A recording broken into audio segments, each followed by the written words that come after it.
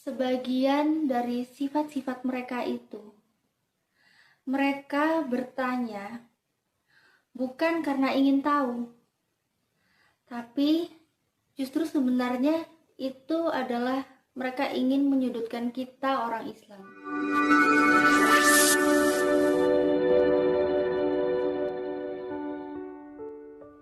Bismillahirrohmanirrohim. Assalamualaikum warahmatullahi wabarakatuh. Alhamdulillah. Pertama-tama, marilah kita panjatkan puja dan puji syukur kita hanya kepada Allah Subhanahu wa Ta'ala. Sebab karena rahmatnya, karena kasih sayangnya, kita masih bisa bertemu lagi saat ini, walaupun dalam media sosial kita dipertemukan dalam keadaan sehat walafiat. Dan tak lupa, marilah kita panjatkan sholawat pada junjungan kita, Nabi Muhammad SAW. Sebab karenanya kita telah dipertemukan dengan cahaya kebenaran, yaitu agama Islam. Banyak sekali pertanyaan yang datang kepada kita sebagai umat muslim ketika ada seseorang yang bertanya tentang bagaimanakah Allah. Kita sebagai umat muslim, mungkin kita akan bingung bagaimana cara menjawab dan menjelaskannya. Karena mayoritas dari kita itu tidaklah semuanya ustadz, kiai, ataupun guru. Bahkan sebagian dari kita umat Islam, banyak loh yang hanya sekedar Islam, gak mempelajari tentang Islam yang sebenarnya. Sehingga kalau ada orang yang bertanya kepada kita tentang Allah, bagaimanakah wujud Allah, seperti apakah itu Allah, tempatnya di mana tinggalnya, itu membuat kita bingung untuk menjelaskannya. Sebagai umat Islam, ketika kita diberikan pertanyaan-pertanyaan, kita menjawab tidak boleh menggunakan asumsi kita sendiri. Jadi, kita harus menggunakan rujukan-rujukan terlebih dahulu. Yang pertama, kita cari terlebih dahulu di dalam Al-Quran. Kemudian, jika kita tidak menemukan itu, kita bisa cari di hadis. Tapi, jika masih belum juga menemukan itu, kita harus bertanya kepada ulama. Kita nggak boleh memberikan jawaban dengan asumsi kita sendiri. Kenapa saya bilang demikian? Kenapa saya bilang seperti itu? Karena di background agama saya yang dulu, setiap ada pertanyaan, mereka itu selalu menjawab dengan asumsi. Nah, iya kalau asumsinya itu sesuai dengan apa yang dikatakan dengan kitab suci. Kalau nggak sesuai, bagaimana? Contohnya nih ya, misalnya ada yang bertanya kepada mereka, siapakah Tuhan itu? Mereka pasti akan menjawab, Tuhan itu Yesus. Tapi, kita kalau lihat di Alkitab, siapa itu Tuhan? Jawabannya, Tuhan itu Allah.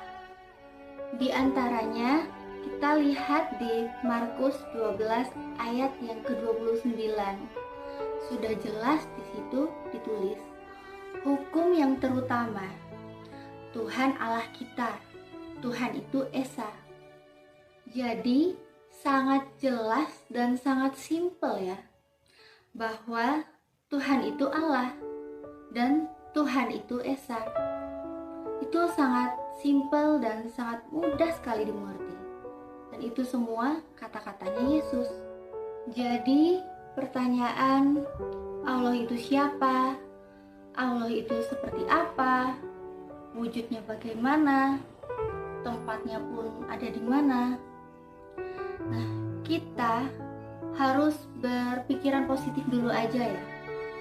Anggap aja yang bertanya itu adalah anak kita. Karena anak kecil itu rasa ingin tahunya itu tinggi banget ya. Jadi setiap dia bertanya seperti itu, kita harus memberikan jawaban yang benar. Tidak boleh ada sedikit pun berbohong untuk memberikan jawaban itu. Dan tentunya kita harus memberikan jawaban sesuai dengan apa yang ada di dalam Al-Quran. Bila pertanyaannya hanya Allah itu siapa, itu adalah pertanyaan yang mudah. Kita bisa menjawabnya dengan menjelaskan bahwa Allah adalah pencipta segalanya, yang menciptakan alam semesta, dunia beserta isinya. Bahkan kita pun bisa menjelaskan sifat-sifat Allah yang ada di Asmaul Husna. Tapi apabila pertanyaannya itu, seperti apakah Allah itu? Bagaimanakah kita menjawabnya? Jadi, berdasarkan Al-Quran, surat Asy-Syura yang ke-11, di situ dijelaskan bahwa Allah itu bentuknya tidak sama dengan makhluk ciptaannya. Nah, jadi begini ya bunyi ayatnya. Dia pencipta langit dan bumi. Dia menjadikan bagi kamu dari jenis kamu sendiri pasangan-pasangan, dan dari jenis binatang ternak pasangan-pasangan pula. Dijadikannya kamu berkembang biak dengan jalan itu. Tidak ada sesuatu pun yang serupa dengan Dia, dan Dialah yang Maha mendengar dan melihat. Jadi, bagaimana wujud Allah? Otak manusia itu gak akan pernah bisa menjelaskan atau menjabarkan bagaimanakah wujud Allah itu. Karena apa yang kita lihat, apa yang kita jumpai, semua itu ciptaannya Allah, dan Allah tidak akan pernah sama dengan apa yang Allah ciptakan. Jadi, untuk pertanyaan Allah itu ada di mana? Dan ini pertanyaan dari anak kita yang masih kecil tentunya. Kita bisa menjawab dengan yang lemah lembut. Anakku, Allah itu bersemayam di arsy. Dan Allah juga dekat dengan kita. Allah meliputi hati orang-orang yang soleh, termasuk kamu. Jadi, kekuasaan Allah itu selalu meliputi kamu dimanapun kamu berada. Nah, apakah yang saya jawab tadi itu adalah hanya sekedar asumsi? Tentu enggak ya. Jadi, kita bisa lihat di Al-Hadid ayat yang keempat. Dialah yang menciptakan langit dan bumi dalam 6 masa. Kemudian Dia bersemayam di arsy. Dia mengetahui apa yang masuk ke dalam bumi dan apa yang keluar daripadanya, dan apa yang turun dari langit, dan apa yang naik kepadanya. Dan Dia bersama kamu di mana saja kamu berada. Dan Allah Maha melihat apa yang kamu kerjakan. Itulah jawaban apabila anak kita yang bertanya. Lalu, bagaimana jika yang bertanya itu adalah orang-orang Kristen? Saya tahu sebagian dari sifat-sifat mereka itu. Mereka bertanya bukan karena ingin tahu, tapi justru sebenarnya itu adalah mereka ingin menyudutkan kita orang Islam. Nah, pertanyaan itu adalah blunder bagi mereka sendiri. Jadi begini penjelasannya. Jadi setiap nabi yang Allah turunkan ke bumi ini, mulai dari Adam, Idris, Nuh, Hud, Soleh, Ibrahim, Ismail, Lut, Yusuf, Musa, Harun, bahkan sampai Isa dan Muhammad, semuanya itu membawa ajaran yang sama, yaitu ajaran tauhid. Artinya, mereka itu membawa ajaran yang sama, yaitu Tuhan itu satu, Tuhan itu ya Allah, Esa, dan kita nggak boleh menyekutukannya.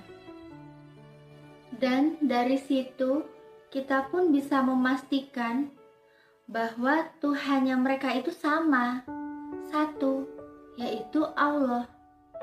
Jadi saat orang Kristen bertanya, seperti apa Allah? Itu seakan-akan mereka menginginkan wujud secara visual Allah itu seperti apa. Itulah pertanyaan yang menurut mereka bisa menyudutkan orang Islam. Dan itu pun sama seperti pertanyaan Firaun kepada Musa saat Musa menyuruh Firaun untuk menyembah Allah. Ada lagi pertanyaan yang lebih konyol, yang bilang bahwa kita umat Islam itu menyembah batu hitam, menyembah Ka'bah. Ya sebenarnya konyol ya itu ya. Tapi saat ini saya nggak mau ngebahas itu dulu, tapi saya akan membahas ke wujud Allah. Allah Subhanahu wa Ta'ala adalah zat yang sempurna.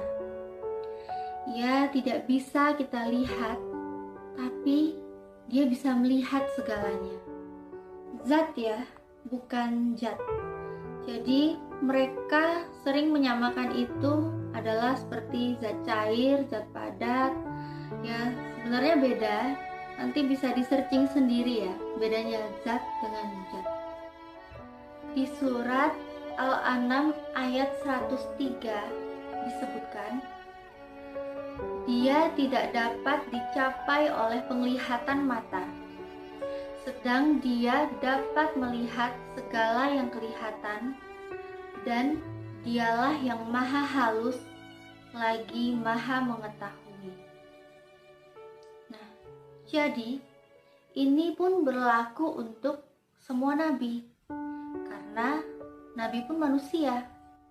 Bahkan Nabi Ibrahim, dia mendapat perintah untuk menyembelih anaknya itu melalui mimpi.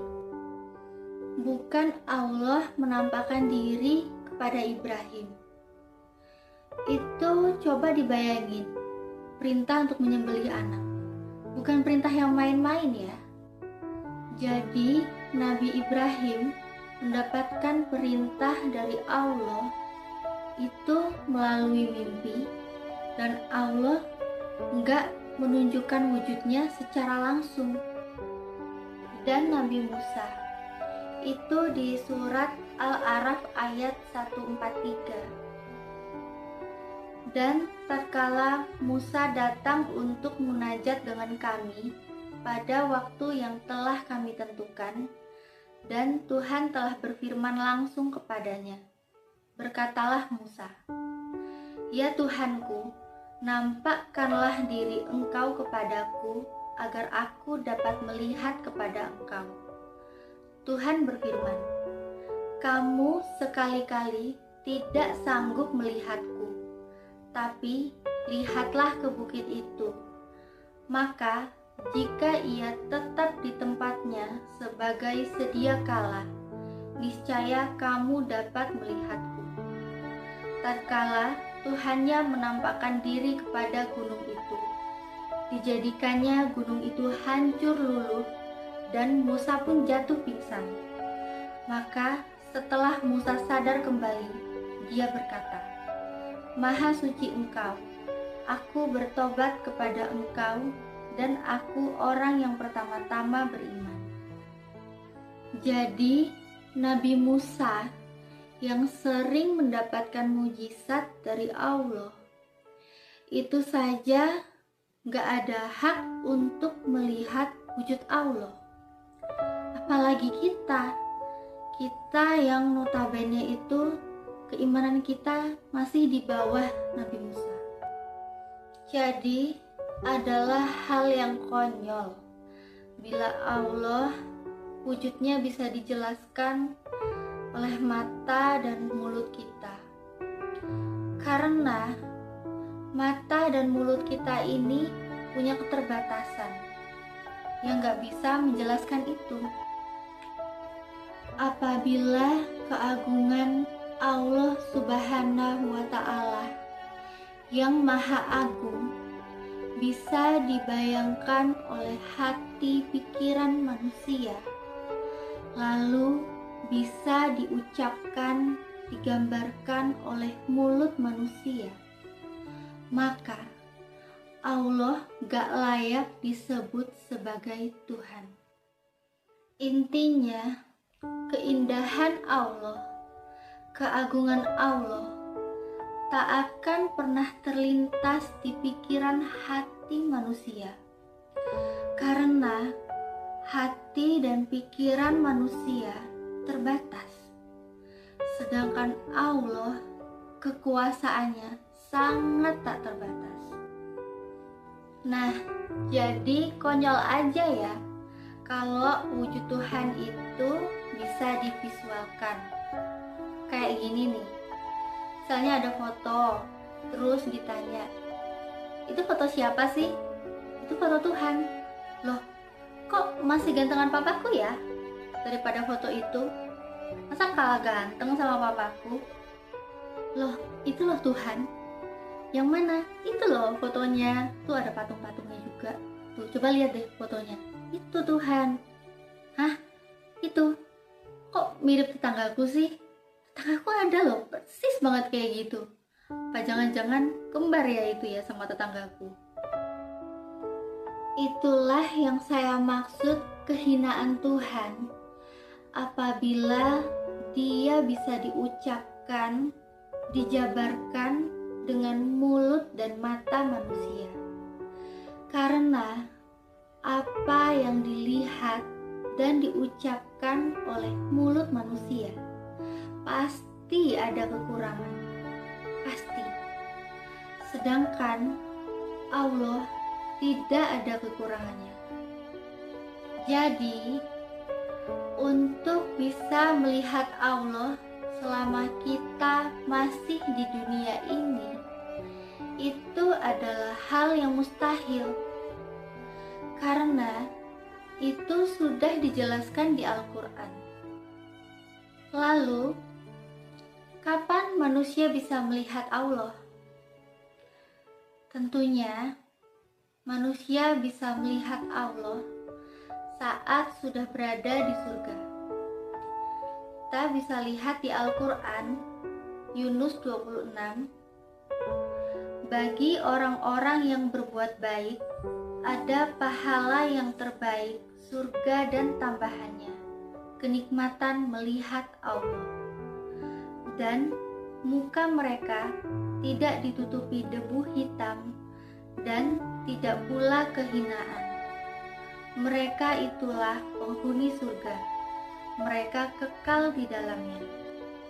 Dan juga di Al-Qiyamah 22-23, wajah-wajah orang-orang mukmin pada hari itu berseri-seri indah.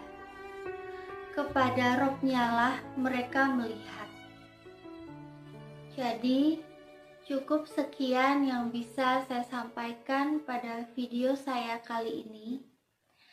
Saya mohon maaf bila ada kata-kata saya yang gak berkenan buat teman-teman. Namun, jika ada baiknya, itu semua hanya datang dari Allah Subhanahu wa Ta'ala. Assalamualaikum warahmatullahi wabarakatuh.